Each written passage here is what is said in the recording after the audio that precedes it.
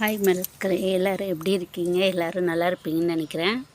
இங்கே பாருங்கள், மீஷோவிலேருந்து வாங்கினேன் 75 ரூபாய்க்கு சம்மங்கி கிழங்கு வாங்கினேன். வராதுன்னு நினச்சேன், ஆனால் இத்தனை வந்துடுச்சு. இதுலேருந்து நான் காலையில் கொஞ்சம் எடுத்து வேற ஒரு தொட்டியில் வச்சுருக்கேன். இங்கே பாருங்கள்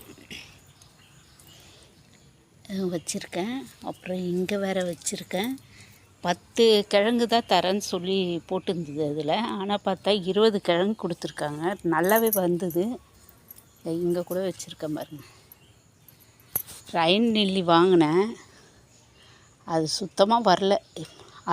அது தனியாக 75 ரூபாய்க்கு வாங்கினேன். அது பார்த்தா எல்லாம் வரும்போதே கெட்டு போய் வந்தது. ஒரு மாதிரி பூனைம்புத்து. அதில் மட்டும் 1, 2 மட்டும்தான் பொழைச்சி வந்திருக்கு. அதுவும் வருமா என்னான்னு தெரியல.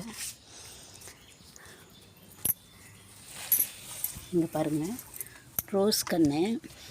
ரோஸ் வந்து நல்லா பூத்தோடனே இங்கே பாருங்கள் வெட்டி விட்ருக்க பாருங்கள். ஒரு பூவுக்கும் பூத்து முடிச்சோன்னே அப்படியே வெட்டி விட்டிங்கன்னா இந்த மாதிரி அழகாக துளுத்து வரும். அடுத்தது பூ வைக்கும்போது வெட்டி விடுங்க.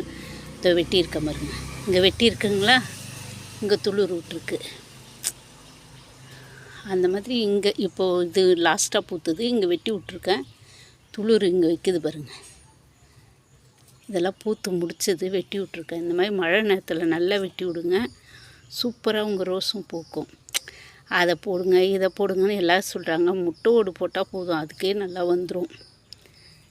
இது வெறும் 80 ரூபான்னு தான் வாங்கினேன். ஆனால் நான் ஒரு 20 பூக்கு மேலே எடுத்துட்டேன்.